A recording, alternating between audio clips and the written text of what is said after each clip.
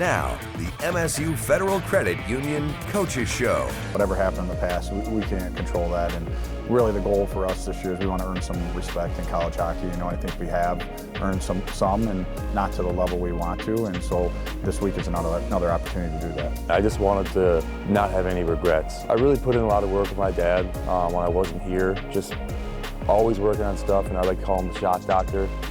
The end of the regular season comes to a close today for the MSU men's basketball team when it hosts Ohio State at high noon. And after hitting a barrage of threes in the second half earlier in the week at Nebraska, Joey Hauser is hoping to do the same in his final game at the Breslin Center. 18 of his 20 points were from deep, and as he shared with our Haley Schoengart, he finally feels like he's playing Joey Hauser basketball.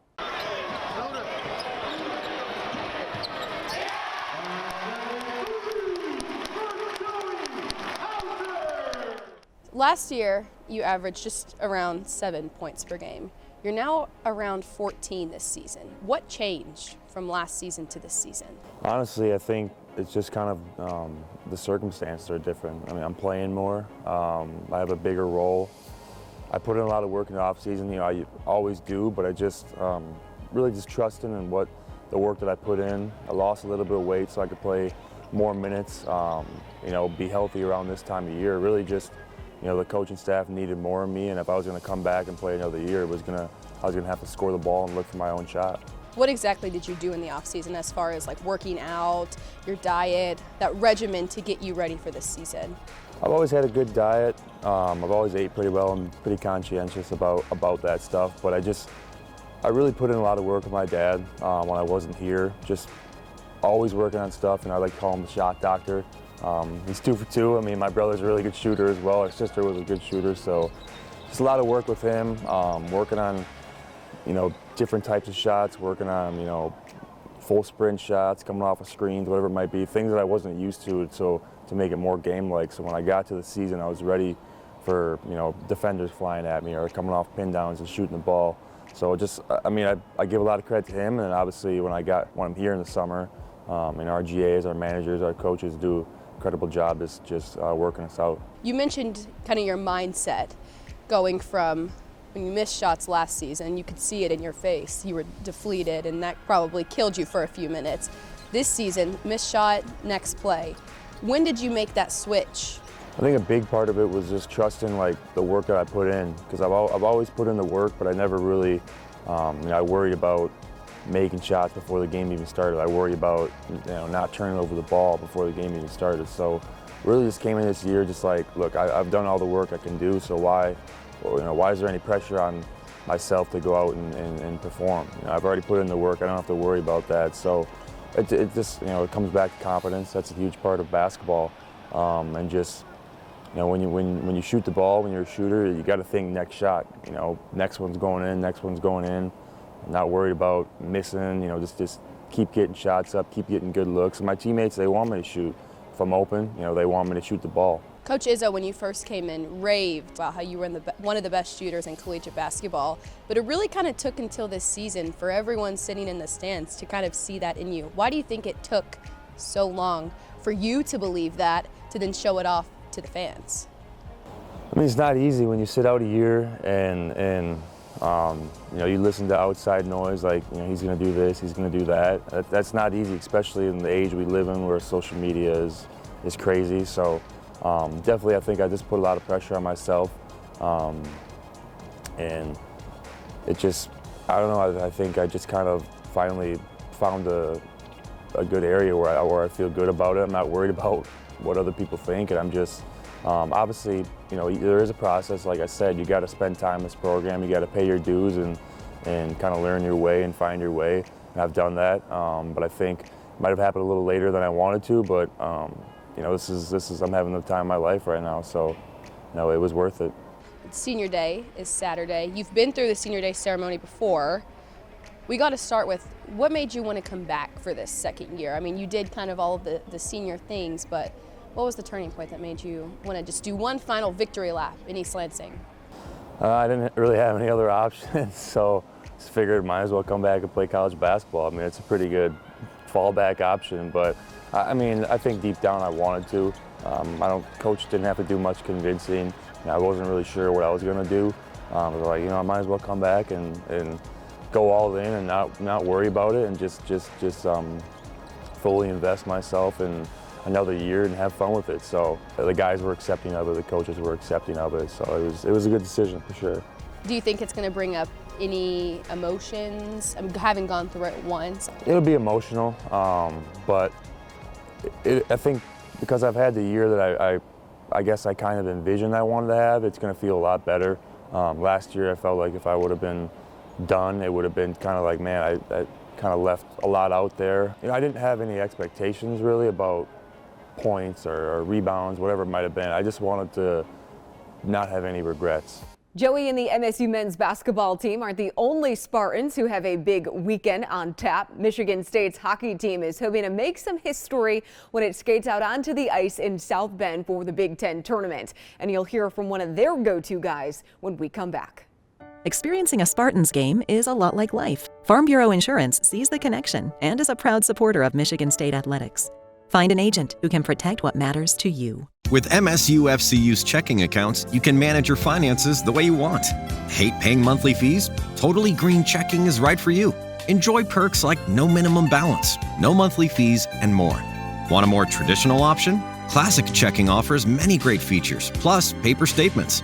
Looking to maximize your earnings? A money market checking account pays you dividends on your balance at rates higher than the national average. MSU FCU has the checking account that's right for you.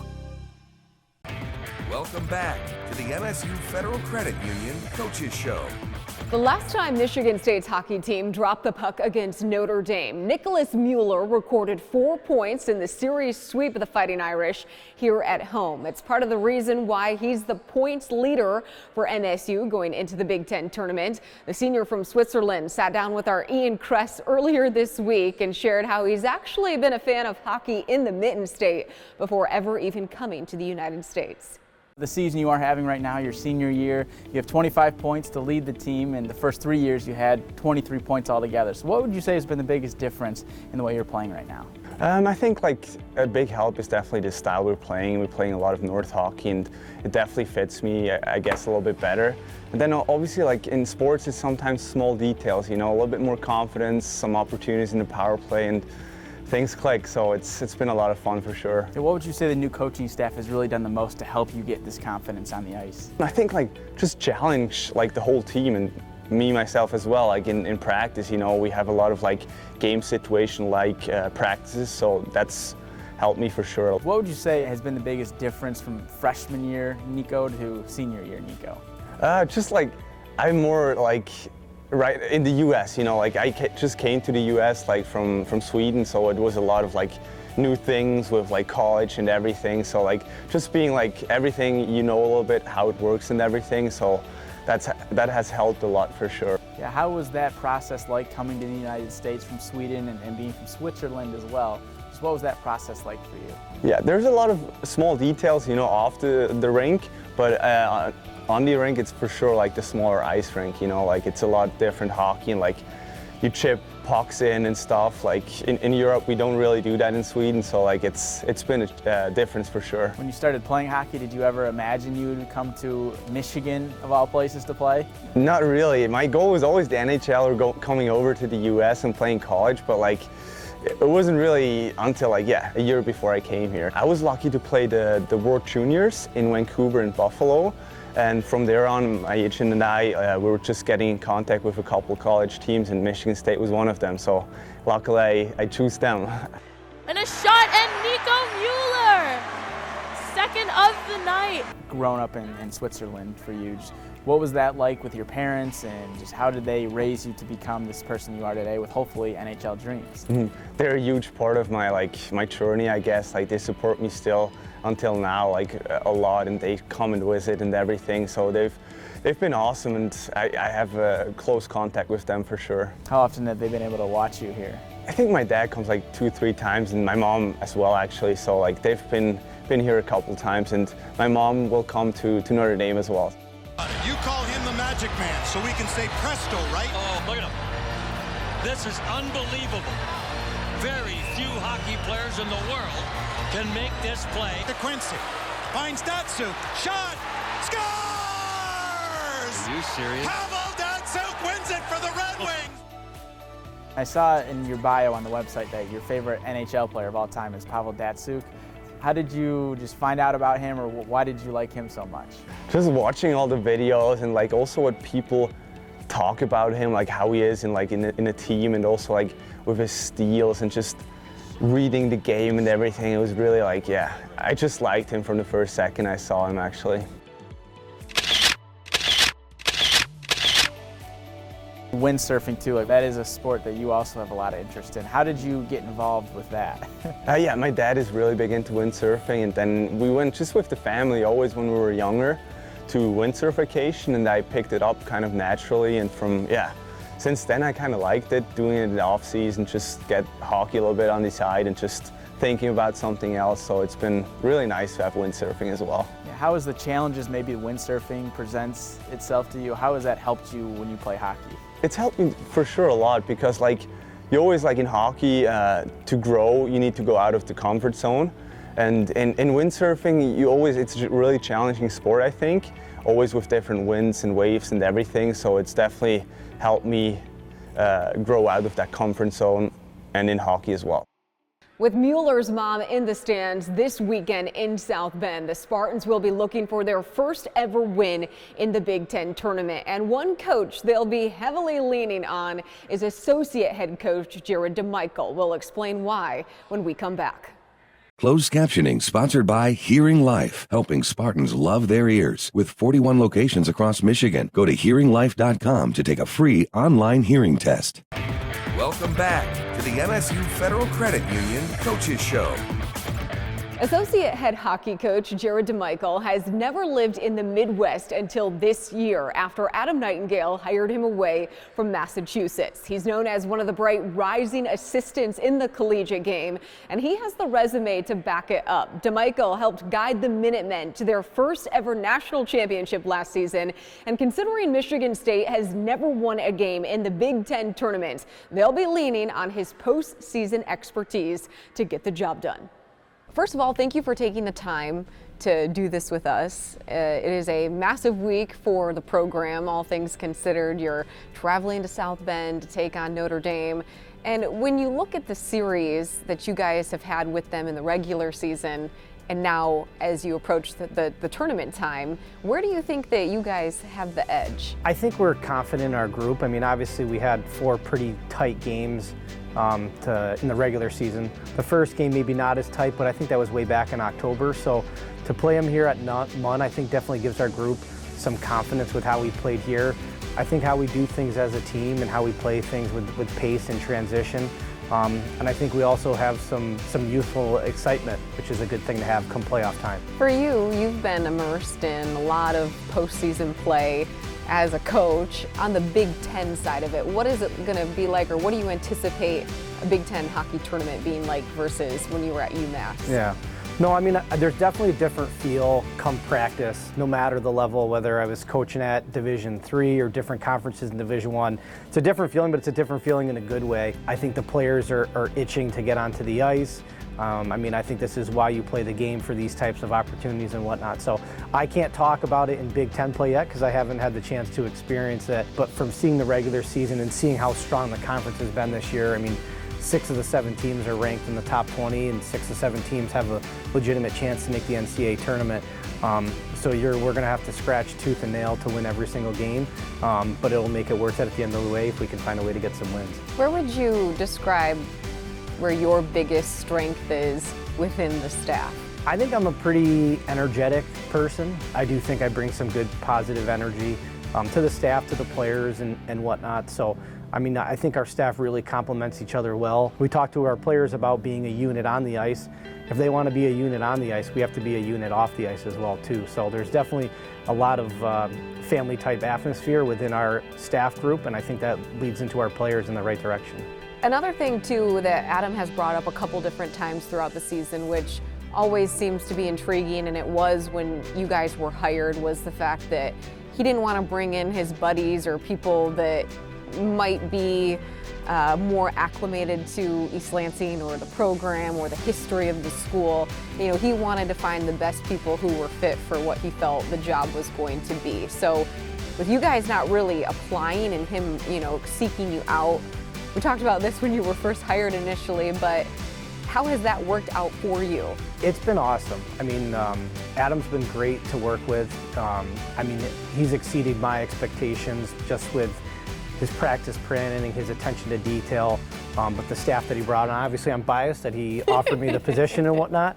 But yeah, I mean, he reached out to me out of the blue, and our first conversation, like, I thought he was more picking my brain on just kind of building up a program in college hockey and recruiting and just daily thoughts and process and practice planning and things like that, and just had mutual friends and was just very honest with him. For me as a person, as a coach, like, I speak my mind, and I think that's what you want in an assistant coach. I haven't been able to be a head coach yet, but I want my assistants to speak honest with me, and we don't have to agree on everything, but I think that's the only way that it's going to get better. Sounds cliche, but honesty is the best policy. And I'm really excited about our players that Adam has brought here and our staff that we have, because I think the future's super, super bright. And I think the trajectory of the regular season has really propelled us, hopefully, for a long playoff run here. As you think about to the postseason as well, and the experience that you have, how much have the guys talked to you about those experiences and how they can be at their best come Friday, Saturday? I think they've picked my brain a little bit, but I think our whole entire staff, like, I think a lot of us have had postseason success, coaching and playing. Obviously, Coach Nightingale and Coach Fast have been a part of the NCAA tournaments and Frozen Fours and things like that. So I think it's awesome to see it when you come here in the mud and it stares you in the face every single day, that winning tradition, that history. You want to be a part of that. You want to add to that. So I obviously have some decent experiences at other places, whether it be playing or coaching. And I think our players have that too, though. I think Dylan, we brought up him, he's been to the NCAA tournament multiple times, whether it was at Quinnipiac, Notre Dame.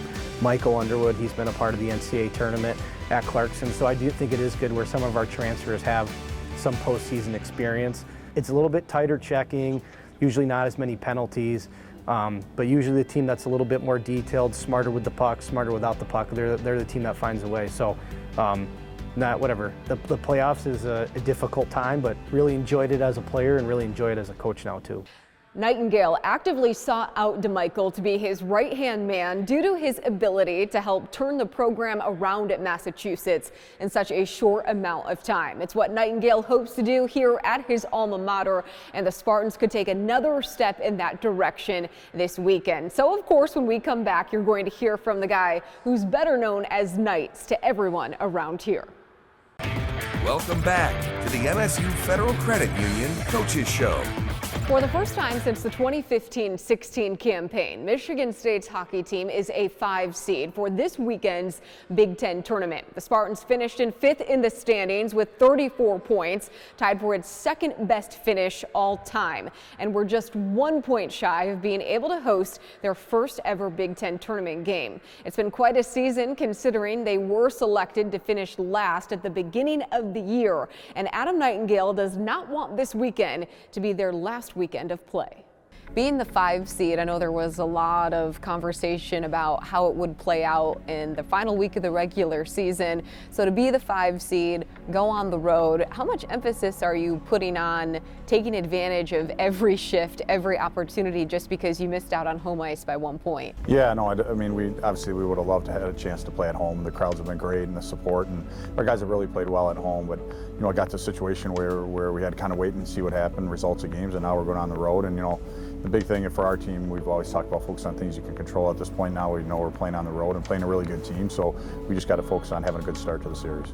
I asked you in your press conference earlier this week about whether or not you had even a little bit ounce of cheering for Michigan at all, just because if they would have won, you would have been able to host, and you said, nope, not at all. Yeah, no. I think maybe hoping or cheering for Notre Dame to lose would be the right way to word it. But again, I think we're excited about whoever we're going to play, and I think you look at the parity in our league, it really doesn't matter. Every game's a dogfight, and this one will be no different. This season, too, has been a lot of firsts in a sense that have, stuff that has not happened for a while in this program. Home attendance, goals in games or goals in a season, the list goes on. Another one of these now you guys have an opportunity is to snap this 0-13 winless streak in the Big Ten tournament. How much are you looking forward to that, or what are the conversations like when it comes to making sure that you're on the right side of things? Yeah, we haven't talked. We're kind of taking the same approach we've taken since day one with our guys. Whatever happened in the past, we can't control that. And really, the goal for us this year is we want to earn some respect in college hockey. I think we have earned some, and not to the level we want to. And so this week is another opportunity to do that. How is your team different going into this series than it was in the very first one? When you guys lost that first night 5-0, and then you were able to bounce back, but then you swept at home. So how are you guys different though than in the first meeting? Yeah, I think our team game's really grown, and I think just the belief and buy-in. From day one, the guys really did a great job of buying in, but I think they've seen over the course of the season we play our way and play to our standard. We're a really good hockey team, and so it's been pretty cool to watch throughout the year. The guys get that positive reinforcement when you have success. It's good too when your players also notice it, because Jagger Joshua said the other day that you guys are a lot different. Dylan St. Cyr mentioned how you are a lot different. So when you have the players seeing it as well, how beneficial can that be? Yeah, at the end of the day, they're the ones out there, right? Our staff's not going to take a shift this week, and they're the ones that got to go do it. And I really think that our guys are ready. They've done what we've asked them to do, and now it's about going down there and executing. And we're playing a really good team, so it'll be a great series. But to hear it come from the players, that's the most important part, that they believe. If you had to gauge too, in your mind, your opinion of what your expectations were going into the year, did they match what you were hoping for? Did they exceed what you were hoping for, or were they about what you thought they would be? Our expectations for the group weren't results-based. I think we expected them to act like a team, to be a team, to give us their best attitude, effort every single day, and our guys have done that, so they've met that expectation, and I think the results take care of themselves. And I thought it was a really good step for our program this year. We're not done yet, but I think, again, talking about earning respect and within the national landscape of our program, we're really proud of our program, and it's we want to get it back to the top, and it's going to take some time, but I think we took a really good step this year. The Spartans quarterfinal series this weekend with Notre Dame is a best-of-3 series, and it's the second meeting all-time between the two teams in the conference tournament. As always, we hope you enjoyed this week's episode of the MSU Federal Credit Union Coaches Show. Have a happy and healthy weekend.